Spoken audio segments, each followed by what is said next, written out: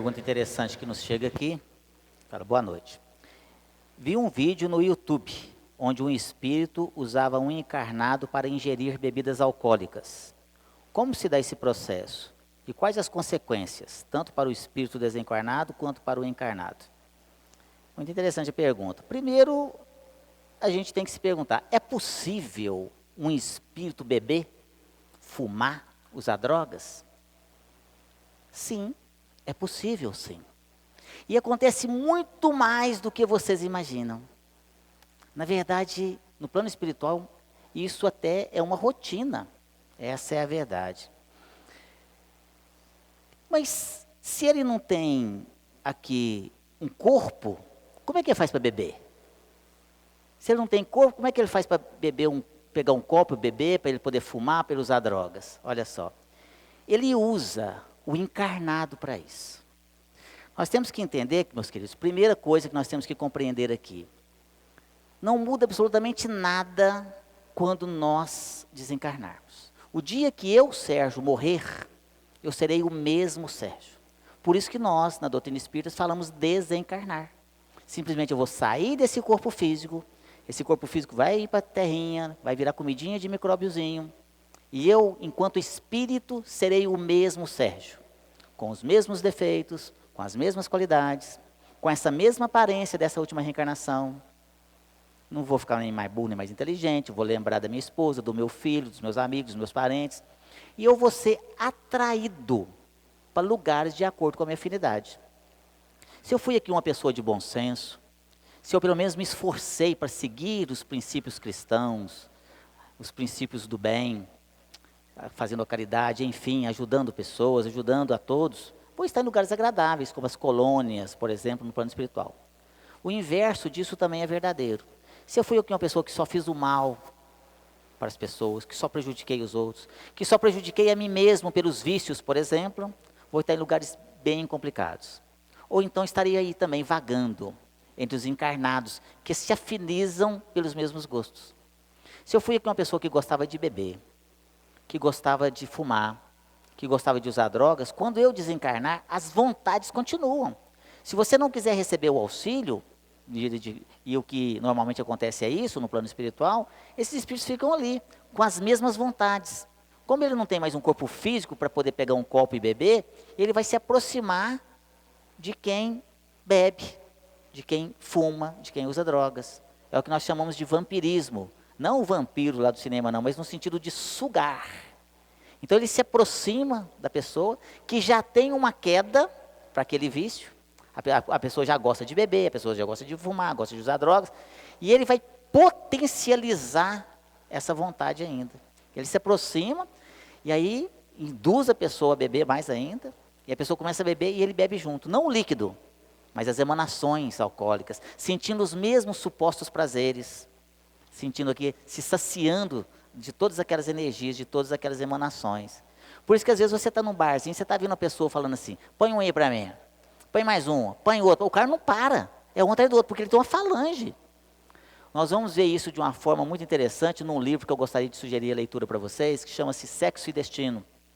Livro psicografado, aqui ditado pelo André Luiz, psicografado pelo nosso querido e saudoso Chico Xavier. E psicografado também pelo Valdo Vieira. O interessante desse livro é que o André Luiz ditou essa obra em capítulos alternados para os dois médiuns. Então os dois médiuns depois tiveram que juntar os dois para poder ter nexo àquele livro. Chama-se Sexo e Destino. E numa passagem desse livro, André Luiz está com seu instrutor e foi levado por ele a um apartamento na casa de Cláudio Nogueira. E lá chegando, o instrutor disse para André Luiz assim, observe o que vai acontecer. E Cláudio lá estava lá, deitado no sofá, lendo um jornal, e de repente adentra-se ao apartamento, dois espíritos trevosos, em algazarra, e se acercam dele no sofá, não perceberam a presença de André Luiz e do seu instrutor. Olha a densidade vibracional que é diferente. O espírito não via o outro espírito, porque estava em outra, em uma sintonia diferente, numa vibração diferente. E aí, eles se acercaram de Cláudio, e um deles começou ali então a induzir ele a beber, e ali perto uma garrafa de uísque. E eles então secaram-lhe os gorgomilos, cercando-lhe a garganta e fazendo ele ficar ali esfogueado. Ele levanta rapidamente, vai lá e coloca uma dose de uísque, bebe e volta para o sofá. Dali a pouco vem o outro espírito e fala, e eu também quero, é a minha vez. E faz o mesmo processo de indução. E ele de novo, como se não tivesse bebido nada, levanta de novo, vai lá, bota outra dose e bebe. E ele sai então naquela gargalhada, naquela zombaria. André Luiz ainda brinca, né? 2 doses ali para 3. E essa é a verdade. Então, meus queridos, o espírito, ele se aproxima e aproveita dessa fragilidade que a pessoa já tem, dessa vontade que a pessoa já tem, porque ele só vai conseguir isso em quem tem essa tendência.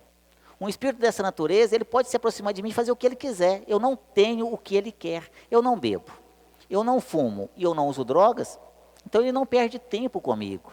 Ele vai aonde ele tem ali uma pessoa que tem essa afinidade, de gosto, e vai induzi-lo a beber. Quais as consequências que pode aduzir aí a um ato desse aqui, tanto para o encarnado quanto o desencarnado? O desencarnado é um coitado, vai sofrer pra caramba, e vai continuar sofrendo, até ele não aguentar mais. Ele vai sofrer tanto, vai sofrendo, que ele chega e fala assim, não aguento mais. Ele pede ajuda.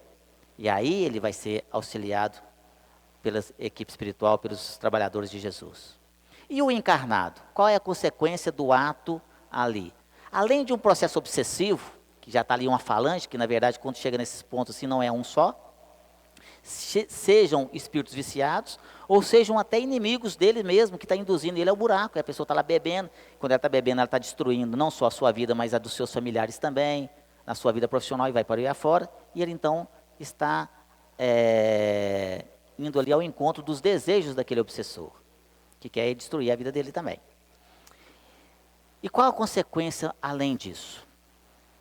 É considerado um suicídio. O vício hoje da bebida, do fumo, das drogas, dessa vida dessa forma, no plano espiritual, meus queridos, quando desencarna, é considerado um suicídio. Não um suicídio consciente, não um suicídio voluntário, mas um suicídio inconsciente, um suicídio involuntário. A pessoa não quer morrer, mas ela está se matando. Nós temos aqui hoje médicos aqui no nosso salão de convenções que atestam aqui na medicina o que eu estou falando. A bebida, o fumo e as drogas, elas maltratam o nosso corpo físico, elas prejudicam o nosso corpo físico. E a pessoa começa então a ter problemas. Tanto aqui no plano físico, enquanto encarnado, que começa a ficar com problemas de fígado, começa a ficar com problemas de pulmão, por causa do fumo, problemas de neurônios, por causa das drogas. Desencarna, vai ser considerado um suicida. A gente vai ver isso lá no livro Nosso Lar, que aconteceu com o André Luiz. Foi considerado um suicida no plano espiritual. Bebia demais, fumava demais, tinha uma vida desregrada, era muito nervosinho, muito bravinho. Olha só, os bravinhos aí também, não é? Então, o que acontece? No plano espiritual é considerado um suicida, e ainda, aí acabou o sofrimento? Não. Depois de sofrer bastante no plano espiritual, reencarna com sequelas. Nasce com problemas no pulmão, nasce com problemas no rim, no fígado, tudo aqui. Então, as reencarnações futuras nos ensinam no livro dos Espíritos. Os espíritos terão sequelas nas suas futuras reencarnações? Sim. Você vai ver isso também lá no livro Consolador. Terão sequelas as futuras reencarnações. Porque quando você lesa o seu corpo físico, consequentemente, você também lesa o seu corpo espiritual, que é o nosso perispírito. E aí, consequentemente, você nasce com problemas nas suas futuras reencarnações. Então, para você que fez essa pergunta e para os demais, muito cuidado com os vícios. Não compensa. Eu digo que é sofrer 3 vezes. Sofre aqui, porque aqui mesmo você já vai sofrendo por causa desses vícios. Você está maltratando o seu corpo. Sofre no plano espiritual porque é considerado um suicida. E sofre depois na próxima reencarnação. É sofrimento demais para um suposto prazer aí, muito pequeno. Né? É isso. Essa pergunta aqui é muito interessante. E o Sérgio já começou a falar como respondê-la. Mas antes de falar, Sérgio, só depois eu gostaria que você contasse um caso que eu sempre cito nas minhas palestras, porque você falou assim, a gente continua tudo igual aqui, igual lá.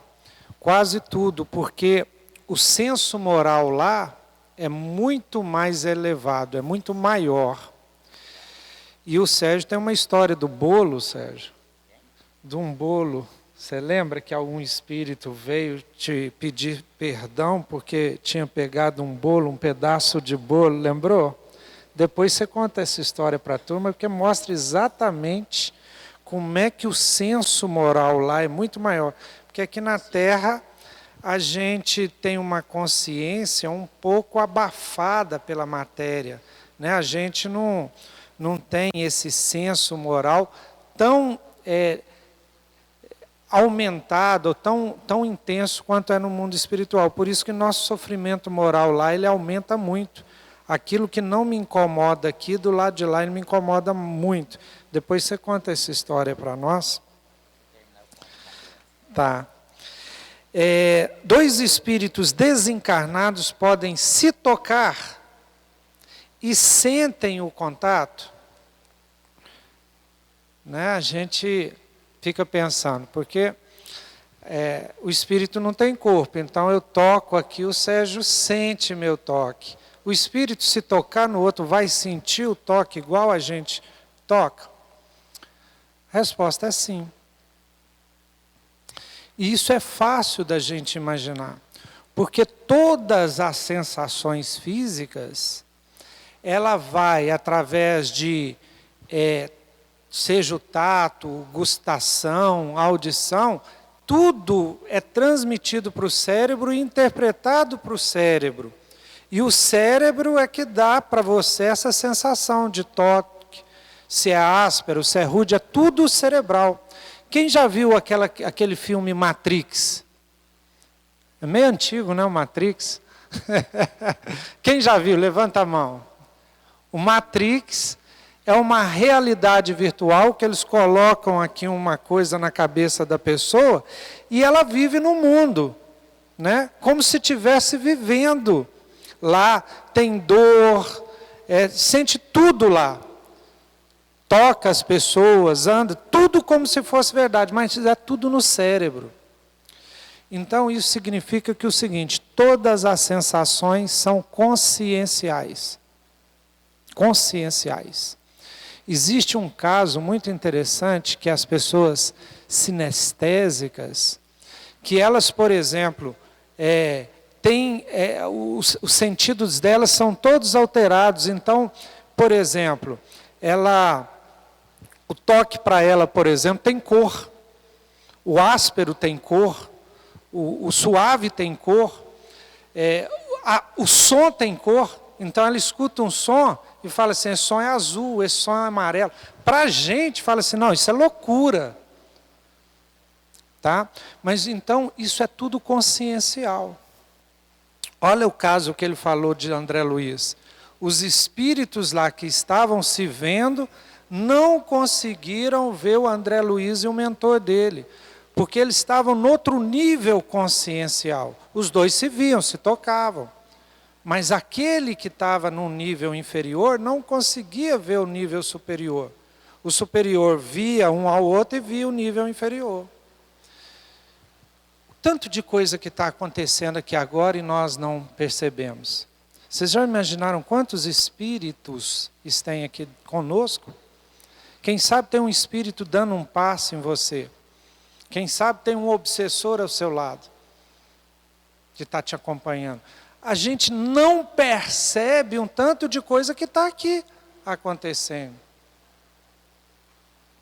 Igual, por exemplo, tem um tanto de ondas sonoras em alta frequência. Está passando aqui um tanto de rádios, sinais de TV, e se eu pôr um aparelho aqui e sintonizar, eu vou poder ver, eu vou poder ouvir, mas com esses sentidos aqui eu não consigo. Então lá, todas as sensações e muito mais, eu vou ter quando eu tiver condições de acessar esses sentidos verdadeiros, que seriam os sentidos espirituais, conscienciais. Por exemplo, a visão. Nós só vemos através do olho. Será que o espírito precisa de um olho para ver? Há narrativas de médiuns que enxergavam em 360 graus, porque eles usavam a visão espiritual, Então eles enxergavam o que está atrás dele. E outros enxergavam a distância. Porque a visão espiritual você pode enxergar aquilo que está distante de você. Então, respondendo à pergunta, sim, os espíritos se trocam, tá? Sentem essa sensação, talvez muito mais do que nós sentimos no corpo.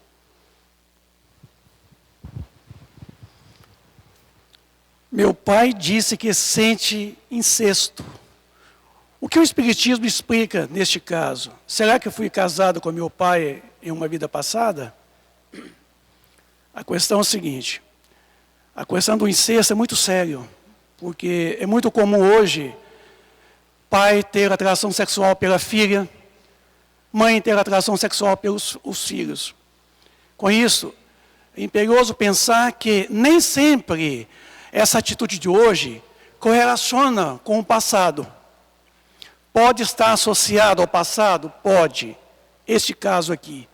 Se o pai sente pela filha uma atração sexual e às vezes até abusa, neste caso, não neste caso aqui, mas no caso do incesto, é muito comum o pai abusar. Por isso que chama incesto. Agora, isso pode estar associado? Pode, mas pode também não estar associado com o passado. Pode ser da agora. Porque é o seguinte, nós sentimos as atrações sexuais uns pelos outros de uma forma geral. Num caso entre família, o grau toma uma direção muito diferenciada no comum, no dia a dia. Essa atração ela é tão comum entre nós, só que o que pode acontecer, neste caso aqui, talvez você não foi casada com teu pai no passado. Talvez no passado você não era filha, não era esposa. Talvez você era marido ou era esposa. Vendo? Você que é filha.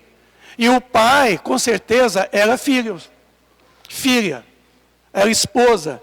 Porque nas reencarnações, nós alternamos-nos na posição social, na posição familiar. Hoje estou pai, amanhã estou filho. Os meus filhos estão pais amanhã.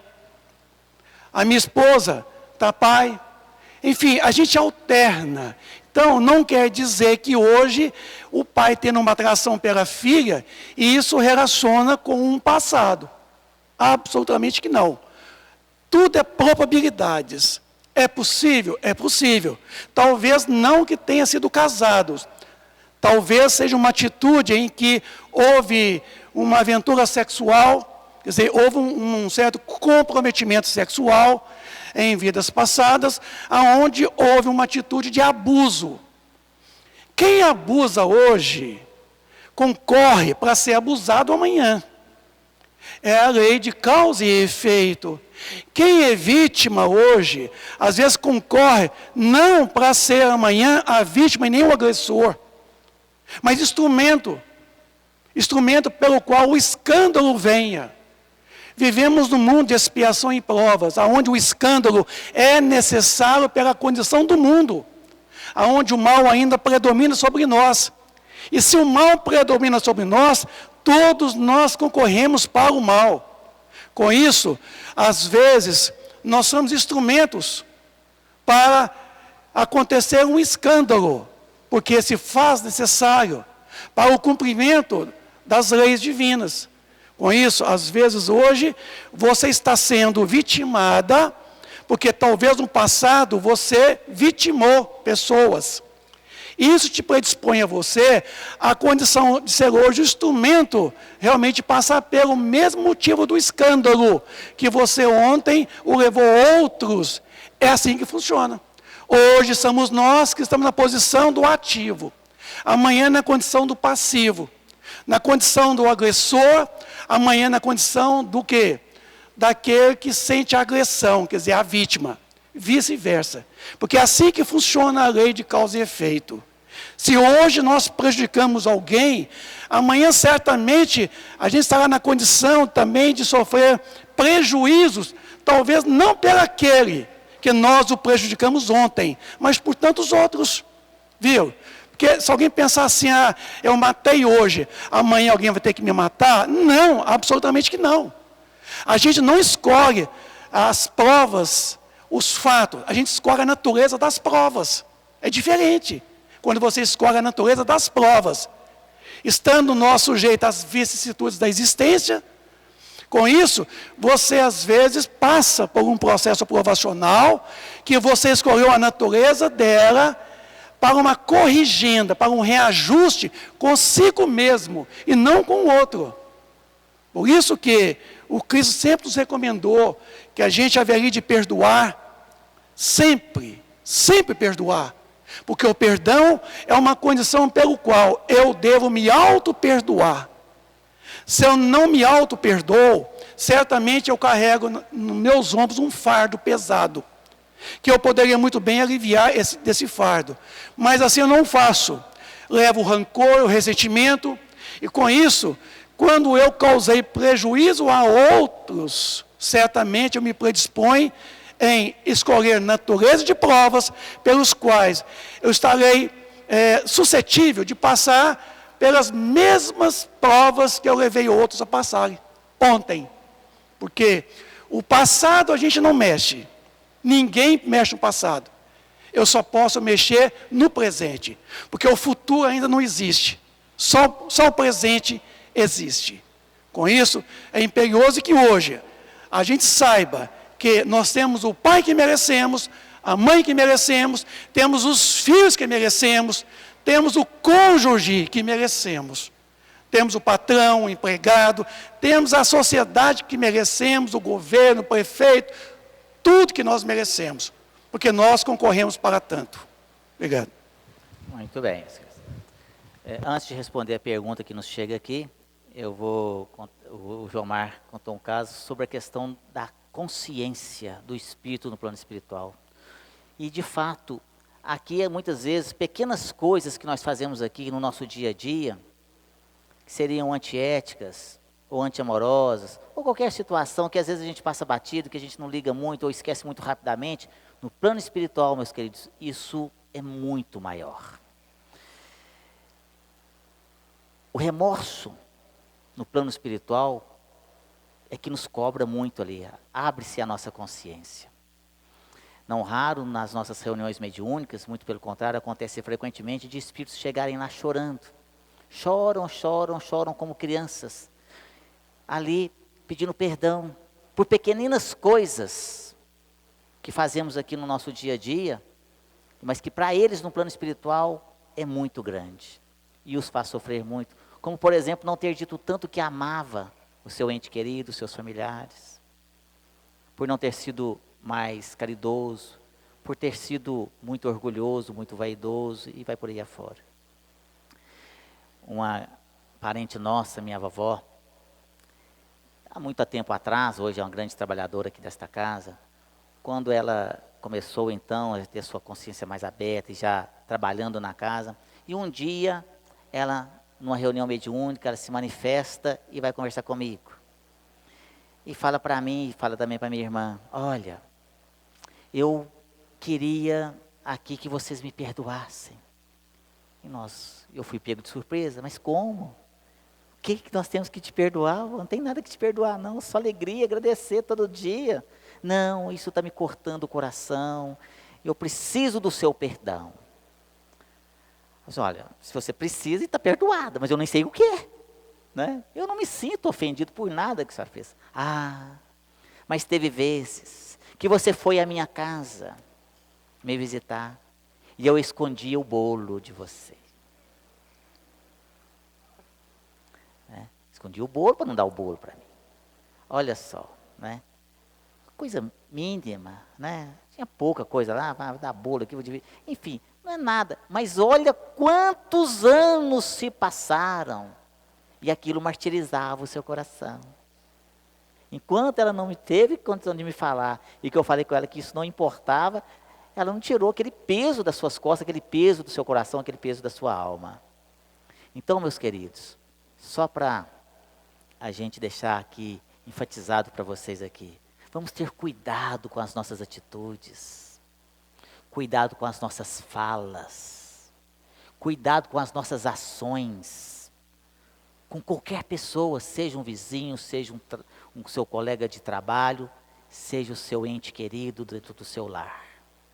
Porque quem vai te cobrar não será Jesus, não será Deus, não será o seu Espírito protetor que vai estar apontando o dedo para você, é você mesmo. É você mesmo que vai estar se cobrando, é a sua consciência que se abre e aí, aonde está escrito, haverá choro e ranger de dentes, é essa hora. O juízo final é isso, é você se cobrando, essa é a verdade. Pergunta interessante, o espírito desencarnado pode reencarnar em outro ente da mesma família? Olha só, parcialmente respondido até pelo Vicente aqui agora há pouco, não é verdade? Um espírito que já viveu conosco aqui, ele pode reencarnar no mesmo seio da família? Sim, frequentemente isso é o que acontece. André Luiz nos ensina que a família é o nosso cadinho purificador. É aqui, no nosso núcleo familiar, que nós vamos resolver as nossas pendências, para depois nós irmos expandindo essa família para essa família universal. Mas primeiro, nós temos que resolver as nossas pendengas, vamos chamar assim, no nossa família consanguínea. Por isso o nosso círculo familiar é muito restrito nesse primeiro momento, nessa fase do nosso planeta que nós vivenciamos, que ainda é de provas e expiações. Melhorando um pouquinho, estamos aí caminhando por um planeta de regeneração, mas vai demorar um tempo ainda. Mas até então, o nosso núcleo familiar, a nossa família, é onde nós estamos aqui para nós nos reconciliarmos aqui. Então, é de fundamental importância que nós estejamos atentos aos nossos entes queridos, porque nós reencarnamos no seio da nossa família por afinidade, por amor, mas também por desafetos. E aí nós temos no seio da nossa família pessoas que se dão super bem, pessoas que se amam, que se adoram. Entretanto, também vamos ver aqui, na nossa própria família, irmãos que não se bicam, que não se dão bem. Não pode nem ver, desde nascer, desde o nascimento, um não se dá bem com o outro. É o pai que não se dá bem com o filho, é a filha que não se dá bem com a mãe, e vai por aí afora. Mas sempre tem um mediador, já perceberam? Sempre na família tem aquele apaziguador, aquele, não, deixa isso para um lado, lá. Porque Deus não desampara ninguém, Ele não vai deixar inimigos ali sem uma pessoa para poder tentar reconciliar aquelas pessoas. Então, meus queridos, o grande objetivo da reencarnação é esse, é nos melhorarmos, reconciliarmos com os nossos inimigos do passado, junto com Ele ali, lado a lado. Então, vamos aproveitar essa oportunidade. Aquele parente que você não se dá muito bem com ele, é exatamente com ele que você tem que se esforçar para que você possa melhorar. Pelo menos faça a sua parte, pelo menos se esforce. Porque aquele que você já se dá bem, já é seu afim. Gostar de quem gosta da gente é fácil demais. Abraçar e beijar quem gosta de abraçar e beijar a gente é muito bom. Mas abraçar e beijar aquele que você, mas aquele, né? Isso é difícil, mas é esse que é o objetivo. É aquele que você chega numa festa, e fulano está aí também, ó. Oh, inferno, já acabou a festa para mim. Não, aproveite. Aí você vê irmãos que não se conversam. E passam a vida inteira brigados. E um arrumando desculpa para o outro. Fala, eu estou aqui, se quiser vir conversar comigo, vem. Se não quiser, não vem. E o outro fala a mesma coisa. Aí sempre tem um mediador. Não, gente, vamos ajustar aqui e tal. Então, nós, pelo menos nós, que já temos um pouquinho de conhecimento dessa doutrina abençoada, dessa doutrina consoladora, dessa doutrina maravilhosa, vamos nos esforçar e fazer a nossa parte, para que essa consciência não nos cobre lá no plano espiritual. É isso, meus queridos. Só um complemento à resposta do Vicente. Não existe arrastamento definitivo para o mal. O livre-arbítrio, segundo a doutrina espírita, é um atributo que nós conquistamos com a nossa evolução. Então, mesmo que haja tendências, mesmo que haja explicações, Se eu quiser, eu posso enfrentar tudo isso e fazer diferente. Então é muito importante isso, porque muitas vezes parece-me que os espíritas ficam tentando explicar e dar justificativa ao mal vindo de outras vidas, né? Como se as experiências passadas justificassem atos ruins na presente vida. Nós temos que tomar muito cuidado com isso. Não existe destino nesse sentido. O único destino que existe é a evolução espiritual que todos nós, querendo ou não, vamos evoluir. Agora, e também não existe programação espiritual para o erro. Ninguém chega com missão de se suicidar, com missão de ser assassino, com missão de fazer o mal. Isso é impossível, com programação para fazer o mal. O mal acontece porque a gente erra, porque a gente cai, porque a gente não dá conta de cumprir o programado. Então a gente tem que ficar muito vigilante. Pode até explicar, mas não podemos justificar em outras vidas os erros dessa vida. São erros de livre-arbítrio, erros que nós podemos não tomar. Não existe arrastamento irresistível ao mal. Nós podemos resistir. O livre-arbítrio nosso é soberano. Tá? Isso é importante a gente deixar bem claro. Eu vou responder bem rápido. Tem um recadinho aqui que é só 2 minutos.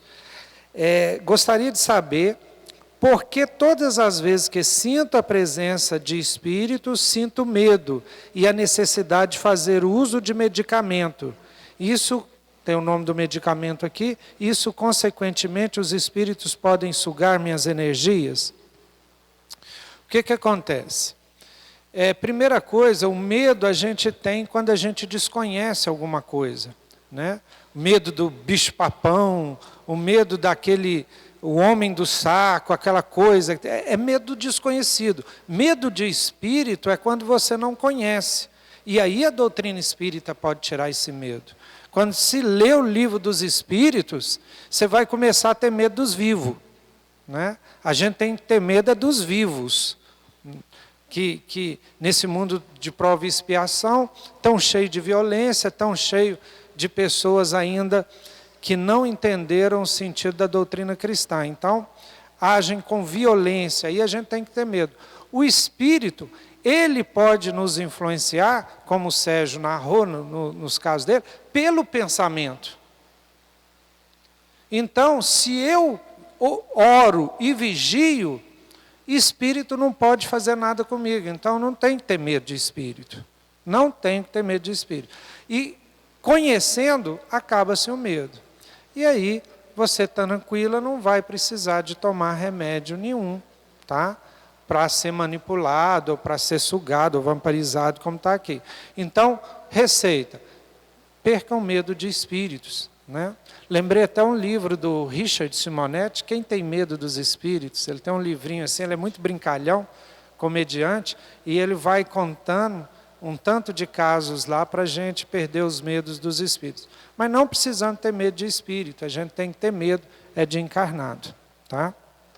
Muito bem, meus queridos, o nosso tempo já se esgotou, infelizmente, mas eu quero agradecer aqui a presença de todos vocês, também aos nossos amigos internautas, que também estão nos assistindo neste momento, e desejar um excelente retorno aos seus lares, com muita paz. Muito obrigado a todos, meus amigos. Bom retorno.